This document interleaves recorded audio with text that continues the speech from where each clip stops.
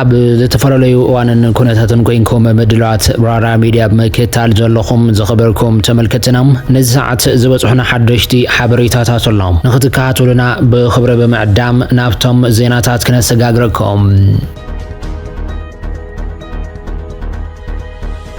بيت مخري سلام اللوطن استسمي متخاب أنصار نتجراي زم حضر جلو أكل مقوام أبدي سابات أو سلفي لو مقدم قطري أب مسكلة دبابي ككادر في دلهم أبتي حفص دوي بل سلامين جس بزبل مريح قال استقايد سلفي استرخبه أما خري قدماي منشتر أب جودات مبرق أفريقيا جيتاتشو ردام حوحات نهزب تجراي كاب فيدرال ومنجس نمنس على زحان تصلتي كم زفشلأيو جليس زلام جيتاتشو ردا أب ملختو أتوجد جل أب لعل هزب تجراي زفت موزلو تكونان فنان بمخنان منسيات تجراي نتبه حوحات زقرب زلص أوعيد كقوميو أتحساسي بظلام حوحات صمدو بزبل اسم زجمرو سلتي نهاجر زفرت مخانو بمجلاس نهزب تجراي كاب ملا حزب إثيوبيا يعني مرحق زجبر زلو سرح تقبل نتيبلون كبليو تمال ماس يكونين وظلام حزب تجراي سلام زفتيو مس فيدرالو منجستون تطوي بل زبل جيتاچو ردام اتحزبي توديبو نزغو جلك قال سو دمايو طليبو ظلام اب موداتا وعلى بريتوريا نختغبر محبرسب عالم صقط خغبر كم زغبا بمحبار حزب تجراين منسيات اندما نتي كاب حق وصا كبلو صوعو حوحات مطفا بحبار كسرحو صويام بانصارو بيرو غدات كوميونيكيشن منجست تجراي نتي سلفي انصار حغراو ربحان فتحاو قال حزب تجراي زعلم خوينو بمنجست فيدرال استدالو ناي طفات سلفي كبليو اب زوصو مغلص كونينوام اتو بيرو سرعات قدماي منستر ابي احمد حزب تجراي منبركاخ حدش كوينات مولعن يسرح كم زلون بمتقاس اتسلف دمان زعلامان مفصام استعلم شرح مخانيو اتنقو زلام وهاب قال حوحات بكلاس قدم بوغنو اتسلفي عبد الحزب تجراي استفتصم جنوسايد نمقصال تمزابلتينا بمربتهم كي ملسو نمتع نقاف زعلم يلوام اب اديس ابا زنبرو تغارو اب سلفزي بمستاف نمننتهم تاريخهم اب حدغا كيتو دمايو اتحساسيبهم اتسلفي زدال زلو متخاب اب زحلفو غنبت بيت مخر سلام اللوطن بزبل استمسرت اكل كوينم اب تجراي لوط كللاو منجستن ممصا سرح مسرحات سغغر ممچچا كم زنقساقسن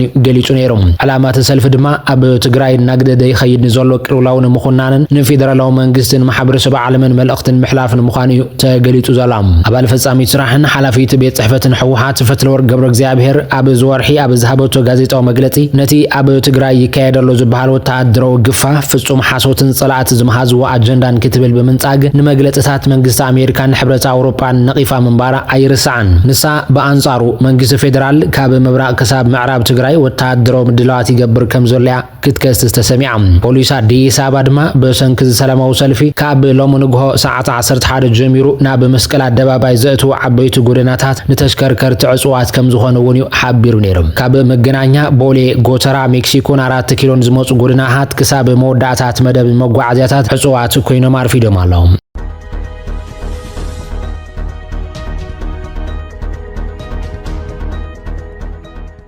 حبريتانا يقتل الله زخبركم تملكتنا مراحي وتهدرو منجس السودان زخونه ليتنال جنرال عبد الفتاح على برهان دما تمال ماسيو اب ايرترا مبصح ككايد اسمرات يلام اتي نابرس ختم اسمرا زاتو جنرال على برهان مشتي اب معرفو نفرت استقبلوا بريزيدنت إساياس أفورق بمرخاب سفح للزب ككايد يتباين تطبيت يقبل للام منستر زينا ايرترا يمانا قبر مسكال اب ذهبوا حبريتام كلتيوم مراحتي بزعبه معبالتات السودان كما ونه كلتيوم وغنات زقدسو زباون علم لخاون غدات كزراربو يوم تباين تطبيت يقبرالام بوغن سودان زوص مغلصي كما زحبرو عودت نايتي ابومبر لولاو مسغاغر بيت مخر سودان تخونه على برهان اب استفرالي عودታት اب منغواس مران كارتومن زلو حبراو متحغاز زدنفع مخاني تمركيتو زلام كلتيوم مرحتي بزعبا غسغاس نايتي اب منغو خلتين هاغرا زلو كلتاو زمدنا تزراريبو مكبل اغلغلوت زينا سودان يزحبر اب منغو خلتيوم حزبታት زلو عميق حونتاو ركبات محيال اغداسي مخانو وني صبص اب سونا تقيشو زلام اب سوزوبا صتا مرغان مسفان حبراو موحد ما عدلاي خوينو سلاز ترخب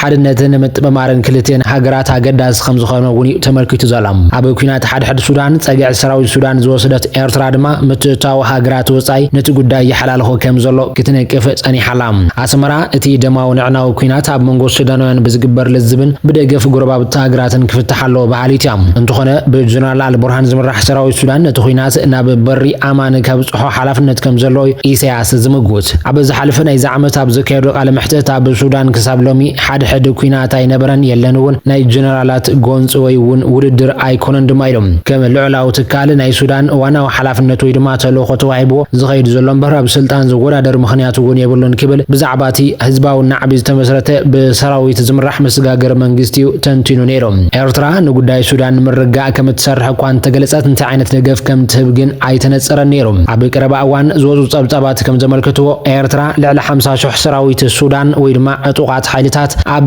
በረኻታት ኤርትራ ከተሰልጠን ቃል ከም ዝኣተወት እውን ብርክት ዝበና ማዕኸናት ዜና ሱዳን ሓቢረን ነይረን እየን። ሕሜድቲ ኣብ ዘይተፈለጠ ቦታ ኮይኑ ብቪድዮ ብዝሕለፎ መልእኽቲ ድማ ዳዕመላል ሰሪዕ ዘካየዱ መጥቃዕትታት ኣብ ሱዳን ጥራይ ከም ዘይድረት ብምግላጽ ኣብ ጎረባብቲ ሃገራት ንዝርከቡ ማዕርፎ ነፈርቲ እውን ከም ዘይምሕሮም ክሕነፀን ይሕላም። ኣብ ጥቅምቲ ናይ ዝዓመት ኣብ ዝሃቦ ተመሳሳሊ መግለፂ እውን ንነዊሕ እዋን ስቒልና ኢና ሕጂ ግን ካባይ ነዚ ስምዕዎ ቅድሚ ሕጂ ካልኦት ተዛሪቦም እኳ እንትኾኑ ኣብዚ እዋን እዚ ካባይ ስምዕዎ ካብ ጎረቤት ሃገር ትበጊሳ ቀረብ እትቐብል ቦምባታት እትደርቢ ወይ እውን እትቐትል ዝኾነት ነፋሪት ወይ ድማ ድሮን ዝብገሰሉ ማዕርፎ ነፈርቲ ንዓና እውን ሕጋዊ ዕላማና ይክብል ኣፈራሪሕ ነይሩ። ዛጊድ ኣብቲ ኩናት 150,000 ሰባት ክቕተሉ እንከሎ 12 ሚልዮን ሰባት እውን ካብ ኣባይቶም ኣመዛቢልዎም ኣሎም። ኣስታት 28 ሚልዮን ሰባት ድማ ከቢድ ጥሜት ኣጋጢሞም ከም ዘለውን ትካላት ሰብኣዊ ረድኤት ይገልጹም።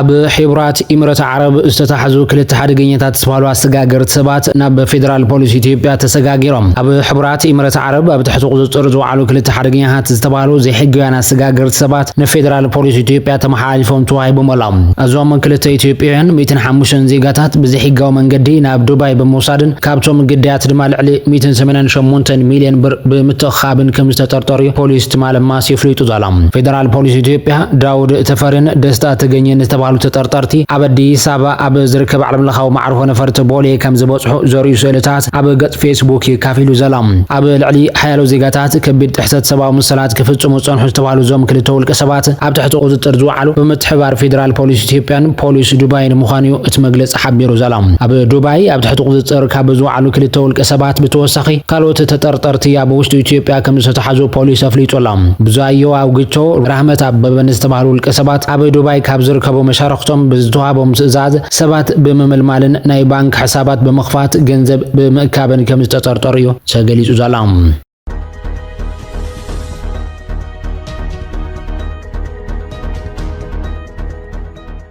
ኣብ ክልል ኣምሓራ ዞባ ምብራቅ ጎጃም ፈተና ዛዚሞም በመኪና ናብ ዓዶም ይምለሱ ልዕሊ ዝነበሩ ተምሃሮ 12 ክፍሊ ብዘጋጥም ናይ ተኹሲ መጥቃዕቲ 5 ተምሃሮ መቑሳሎም ፍልፍላት ሓቢሮም ኣሎም። እቲ መጥቃዕቲ ብዝሓለፈ ሐሙስ ምሸት 12 ሰዓት ምፍረቃና ዝተፈጸመሉ እዋን ግርገራድ ተባሂሉ ብጽዋዕ ክባብ ምፍጻሙ እዩ ተሓቢሩ ዘሎ። ካብ ደብረ ማርቆስ ናብ ጎሃጽዮን ከተማ በመኪና ይምለሱ ከም ዝነበሩ ተገሊጹ ዘሎ። ሰበስልጣን እቲ ወረዳ ከም ዝሓበርዎ ካብቶም ጉዳኣት ዝበጽሖም ተምሃሮ እቶም ክልተ ከቢድ መጉዳኣት ክወርዶም እቶም ዝተረፉ ሰለስተ ድማ ቀሊል ማህሰይቲ ኣጋጢሞም ኣሎም። ኩሎም ዝቆሰሉ ተምሃሮ ኣብ ቀዳማይ ደረጃ ሆስፒታል ብኢቡኝ ሕክምና ረድኤት ይረኽቡ ምህላዎም እውን ተፈሊጦም። ሓደ ስሙ ክግለጽ ዘይደለየ ሓላፊ እቲ ወረዳ ከም ዝሓበሮ እቲ መጥቃዕቲ ዝተፈጸመሉ ከባቢ ብምሉእ ኣብ ትሕቲ ቁፅጥር ዕጡቃት እዩ ዝርከብ ድማ ኢሎም። እቶም ዕጡቃት ንዝሓለፉ 3 ዓመታት ኣብቲ ወረዳን ዞባን ብብዝሒ ክንቀሳቐሱ ከም ዝጸንሑን ዝሓበረ እቲ ሓላፊ እቲ ምስ መደበኛ ሰራዊት ምክልኻል ምግጣም ዝሰኣነ ጽንፈኛ ዝበለ ጉጅለ ርእሱ ወዲቡ ኣብ ልዕሊ እቶም ተረከብቲ ሃገር ዝኾኑ ተምሃሮ ተኽሲ ብምኽፋት ጉዳት ተብጽሑ ብምባል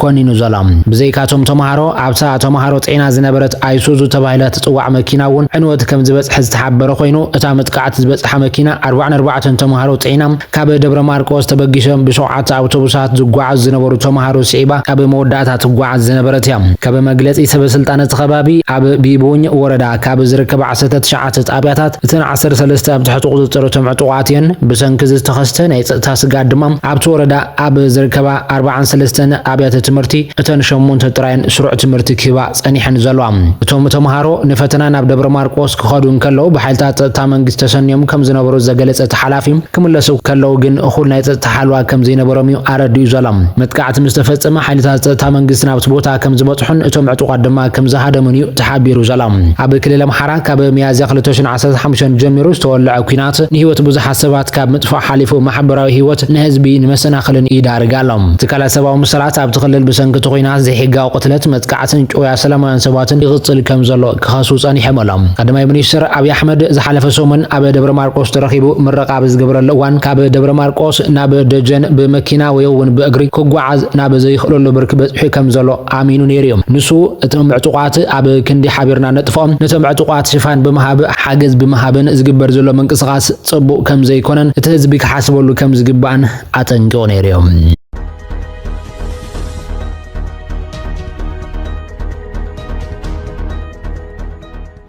ሸፋቱ ባሕሪ ኣብ ወሽመጥ ዓደን ኣብ ዝርከብ ገማግም የመን ሓንቲ ታንከር ከም ዝጨወዩ ትካላት ድሕነት ማሪታይምስ ዓባይ ብሪጣንያን ሰበስልጣን ሶማልያን ኣፍሊጦም ኣሎም እዚ ፍጻመ እዚ እዚ ንዓመታት ሃድዩ ዝጸንሐ ዞባ ዳግም ናብ ስጋት ሸፋቱ ባሕሪ ይመለስ ከም ዘሎ ዘመልክት ተወሳኺ ምልክት ኮይኑሎም እቲ ትካል እታ መርከብ ናብ ምብራቕ ትጓዓዛ ብዝነበረትሉ እዋን ፈቓድ ዘይብሎም ዕጡቓት ውልቀ ሰባት ከም ዝደየብዋን ካልኦት መራኽቢ ድማ ብጥንቃቐ ክጓዓዛ ከም ዝተመኸራንዩ ሓቢሩ ዘሎም ካብቲ ርእሰ ምምሕዳር ፑንትላንድ ሶማል ዝኾኑ ሰበስልጣን ጸጥታ እቶም ምጥቃዕት ዝፈጸሙ ሶማልያን ምዃኖም ኣረጋጊጾም ኣሎም ሰለስተ ሰበስልጣን ጸጥታ ፑንትላንድ ከም ዝሓበርዎ ኤምቲ ኣስታና ዝተሰመየት ታንከር ኮይና እታ ባንዴራ ታንዛንያ ዘንበልበለት መርከብ ካብ ወደብ ጋርዓዱ ፑንትላንድ ዝተበገሱ 7 ዕጡቓት ካብ ገማግም የመን ኣስጣት 120 ኪሎ ሜትር ርሒቓ እቲ ጩያ ተፈጺምዋ ዘሎም እዚ ፍጻመ እዚ ድሕርቲ ኣብ ጉንበት ኣብ ጥቓ ወደብ ቃና ዝተፈጸመ ጩያ መርከብ ኤምቲ ዩሬካ ኣብ ገማግም የመን ዝተፈጸመ ካልኣይ ጩያ መርከብ እዩ ቅድሚ 3 ዓመት ብሰንኪ ዝተፈላለያ ሃገራት ሓይሊ ባሕሪ ዝገበርዎ ናይ ሓባር ስርሒት እቲ ከባቢ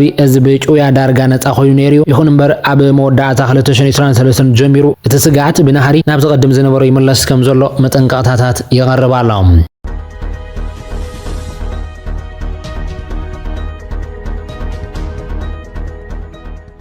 ኢራን ዜጋታታ ሓይሊ ኤሌክትሪክ ክቁጥቡ ኣዚዛም ኣሜሪካ ድማ ኣብ ልዕሊ ትሕተ ቅርፂ ባቡር ኢራን መጥቃዕቲ ከም ዝፈጸመት ማዕኸናት ዜና ሓቢረን ኣለዋ መንግስቲ ኢራን ዜጋታታ ሓይሊ ኤሌክትሪክ ብኣግባቡ ክቁጠቡ ትእዛዝ ዘመሓላለፈ ኮይኑ ኣብ ተመሳሳሊ ዜና ድማ ኣሜሪካ ኣብ ምዕራብ ከተማ ባንደር ዓባት ዞባ ሆርሞዝጋን ኢራን ኣብ ዝርከብ ትሕተ ቅርፂ መጓዓዝያ ባቡር ብዘካየደቶ መጥቃዕቲ ከቢድ ዕንወት ከም ዝበፅሒ ተሓቢሩ ዘሎ እዚ ኣብ ልዕሊ መሰረተ ልምዓት ዝተፈጸመ መጥቃዕቲ ስዒቡ ዝመፀ ቅልውላው ኤሌክትሪክን ነቲ ኣብ መንጎ ኣሜሪካን ኢራን እናተጋደለ ዘሎ ወጥሪ ናብ ዝባእሰ ብርኪ ከም ዘዕርጎን ሻቅሎት ማሕበረሰብ ወሲኹ ዘሎ ኢራን ነዚ ስዒቡ ንጸላእታ ከሰንበድ ዝኽእል ዝበለቶ ሓድሽ ጽዋር ኩናት ዕላው ክትገብር ምዃና እውን ኣፍሊጣ ኣላ ናይ ኢራን ሓይሊ ባሕሪ ዋና ኣዛዚ ከም ዝሓበሮ ሃገር ኣብ ቀረባ እዋን ንጸላእታ ብዓብዩ ከሰንበድ ዝኽእል ዝበለቶ ሓድሽ ዓይነት ጽዋር ኩናት ዕላው ንምግባር ኣብ ናይ መወዳእታ ምዕራፍ በፂሓ ከም ዘላያ ዕላው ጌራ ዘላ እቶም ዋና ኣዛዚ ከም ዝሓበርዎ እዚ ሓድሽ ጽዋር ጸላእቲ ኣብ ዝርእይዎ እዋን ዝለዓለ ፍርሒ ዝሓድረሎም ምዃኑ ጥራይ ዘይኮነስ ኣብ ዝመጽእ ዘሎ ነገር ኣዝዩ ዘፍርሕ ምዃኑ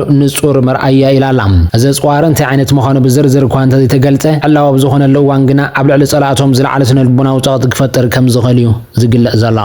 ክቡራን ተመልከትና ሓበሬታታት ሰዓት በዚ ኸንቢትና ንሰናይ ምክትታልኩም ኣመስጊና ራራ ሚድያ ጥበብ ይመርሕ